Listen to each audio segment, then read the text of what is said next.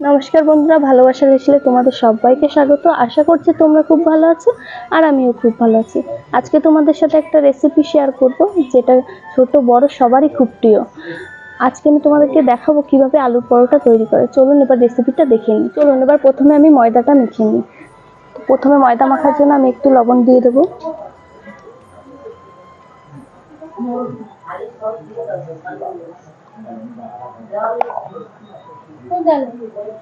অল্প একটু সাদা তেল দিয়ে দেবো।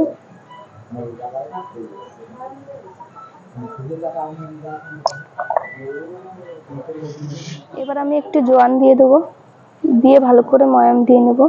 এবার আমি পরিমাণ মতন জল দিয়ে ময়দাটাকে মেখে নেব।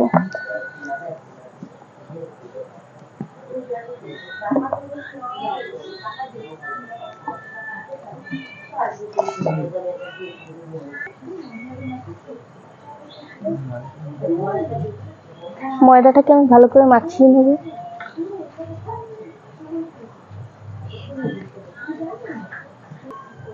আবারও আমি একটু সামান্য পরিমাণে জল দিয়ে দেবো, দিয়ে ভালো করে মেখে নেব।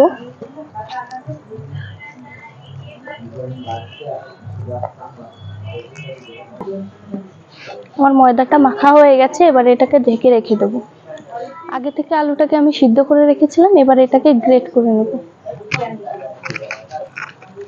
এইভাবে আলুটাকে গ্রেট করে নিলে দলা দলা থাকে না, আর আলুটা সুন্দর মিশে যায়।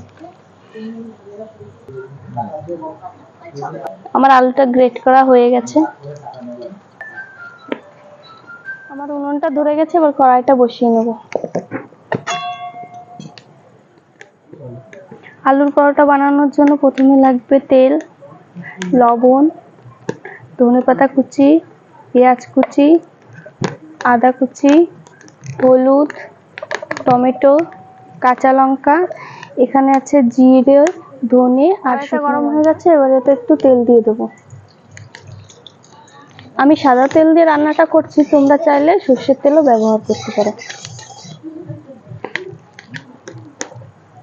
এবার আমি দিয়ে দেবো পেঁয়াজ কুচি, এবার দিয়ে দেবো আদা কুচি, ভালো করে নেড়ে ছেড়ে নেব।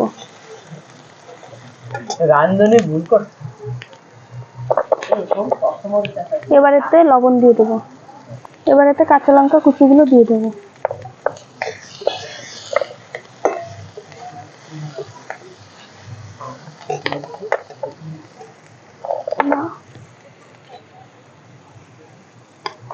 এবার আলুটা দিয়ে দেবো, ভালো করে নাড়াচাড়া করে নেব একটু।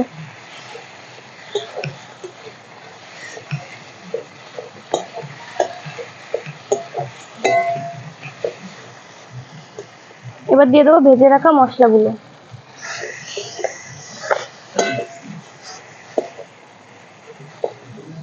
সামান্য পরিমাণে একটু হলুদ গুঁড়ো। এবার সবগুলোকে ভালো করে নেড়ে চেড়ে নেব।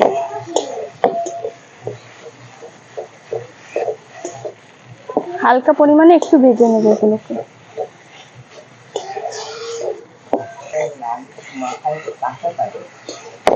এবার একটু হালকা ভাবে ভেজে নেব এগুলোকে। ধনেপাতা কুচিটা দিয়ে নামিয়ে নেব। আমার এটা হয়ে গেছে ভাজা, এবার এটাকে নামিয়ে নেব।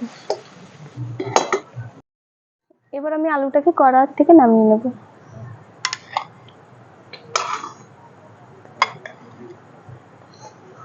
এবার আমি লিচিটা করে নিই।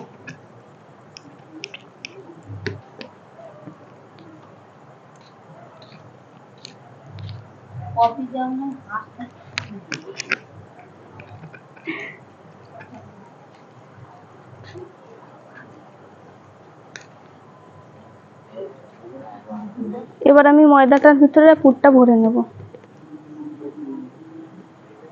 এবার এর ভিতরে আলুর পুরটা দিয়ে দেবো।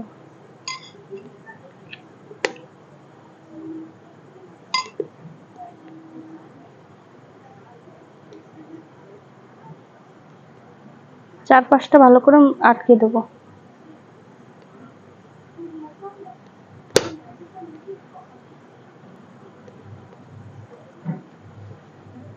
এবার সুন্দর করে আমি এটাকে গোল করে বেলে নেব।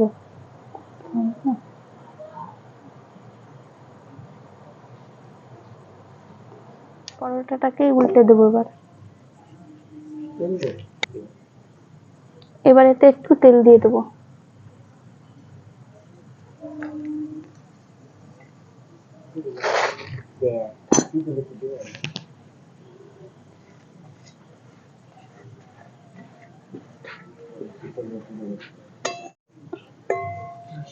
আমার পরোটা ভাজা হয়ে গেছে, এবার এটাকে নামিয়ে নেব।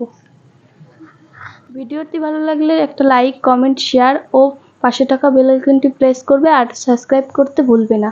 তোমাদের একটা লাইক আমাকে ভিডিও করতে অনেক পরিমাণে উৎসাহ দেয়।